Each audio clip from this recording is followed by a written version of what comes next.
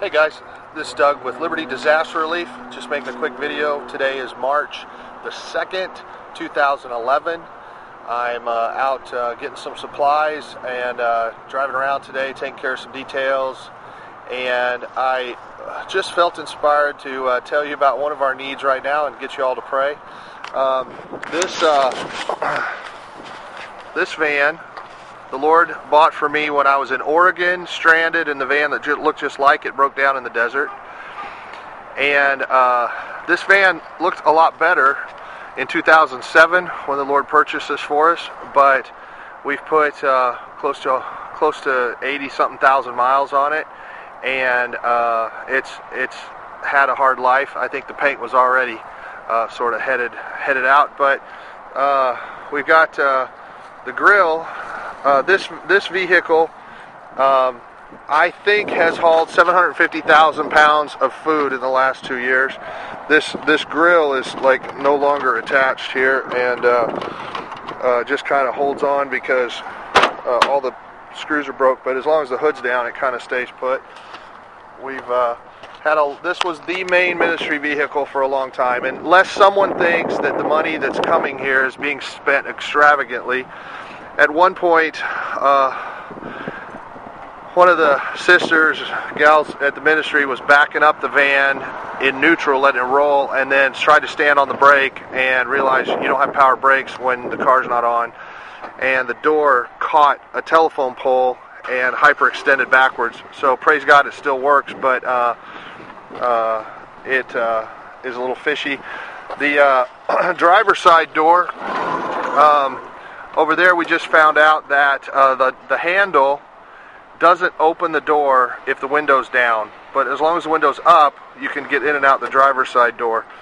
We had a problem with the sliding door here because it kept getting off its track, and we had to it kept ripping a hole in this thing. We finally got that repaired so that it kind of stays on its track and stuff. But we've just got a piece of plywood back here. We load pallets of food and all kinds of stuff in here. We've got some stuff in here now, but the panels for the back have been misplaced somewhere. The speaker covers kept popping out until it just wasn't worth it anymore to track them down and stuff. The rear, it never did have radio, but then the rear heat button malfunctioned so that it just ran heat all the time. So they kind of jerry-rigged the switch so that at least this rear heater back here doesn't run and cook you in the summer. I'll show you around on this side. Now, the brother and sister that heard from the Lord to send money to help with this van, I want them to know that it got good hard use. Right now we got a spare on it because there was a screw or something in the other tire, and we haven't got it patched and switched back yet. The driver's side door, this has been like this for a while. We screwed it down, and when I asked them to fix it, whoever thought to fix it just ran some screws with some washers through there, but it didn't really do it. It was still catching on the door. But this seat here is not too much of a problem, but this thing here always catches on my keys and my belt loop when I get out. The doghouse cover that had the cup holders, somewhere in all of the repairs and stuff, it didn't get put back. I think it's in the garage somewhere, so I kind of miss having cup holders. But and at the moment, the intake manifold gasket is leaking water.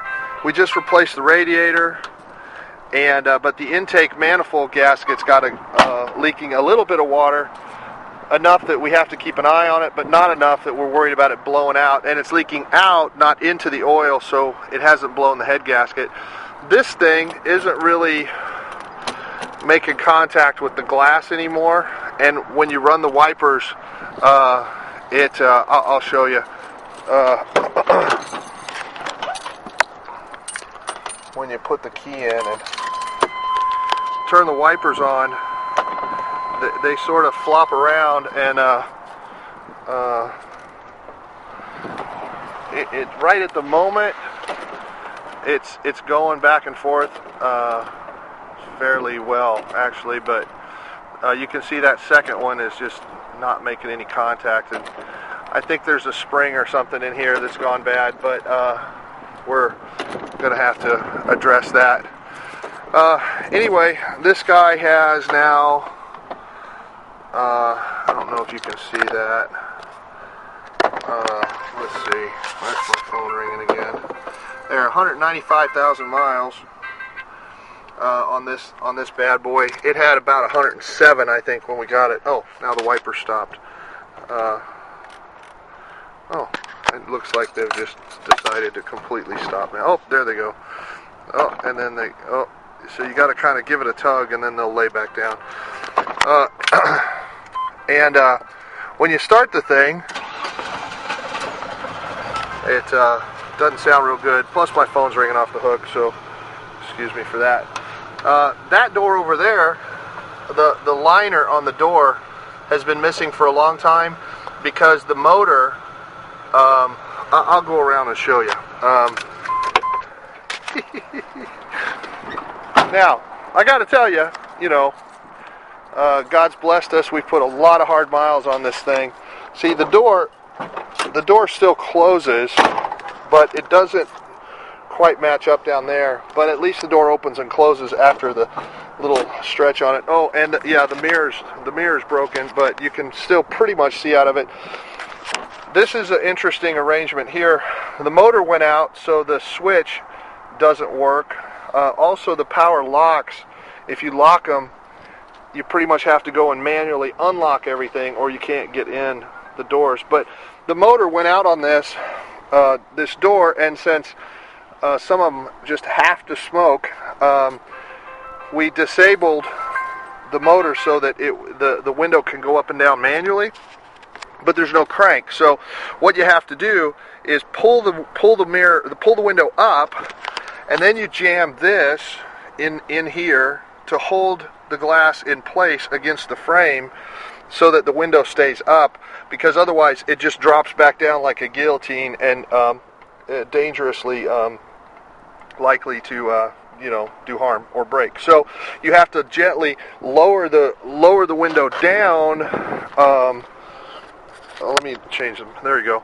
You have to gently lower the window down however far you want and then wedge this thing in, but otherwise you can't really open the window. You can open this back window here, but it's supposed to just flip out, but you see that one back there's broke, and this one up here, the little clip right here is broke. So this window kind of just does this, and if you were sitting in the floorboard in the back, you'd have to kind of hold it open to get any air. See how that one has the clips that work, but this one, from slamming the door and whatever, that clip, there's nothing to attach to, and that one's just long gone. So it's got rear air, but the air conditioning hasn't worked in this in like ever, and stuff, and there was a seat belt that hung out of there, but I think somebody just cut it because it was in the way all the time. And we got the seats that go in the back of this in the garage, but we've never really used this for people hauling. It's always been for food hauling. So but here we've got this handy trash can addition now to the functionality of the vehicle. That's my phone again. I don't know who that is. Anyway, I guess that's all for now. We're praying for a new van. This poor guy, he's only useful around town because we're just afraid to take it very far. In an emergency, we could use it for the food giveaway pickups, but we got the white van. It's doing okay, and we got legal tags and insurance for it now and everything. So, but the old white van's got some kind of an ignition problem, working on that. And so for a while, for most of the winter, we've been running on one vehicle, and then whoever's personal car might be available to run people to work or whatever like that. But if you would pray with us for a new van to help with the food giveaways and stuff like that, that would be great. And I want to thank the folks that bought this van 4 years ago at sacrifice themselves. They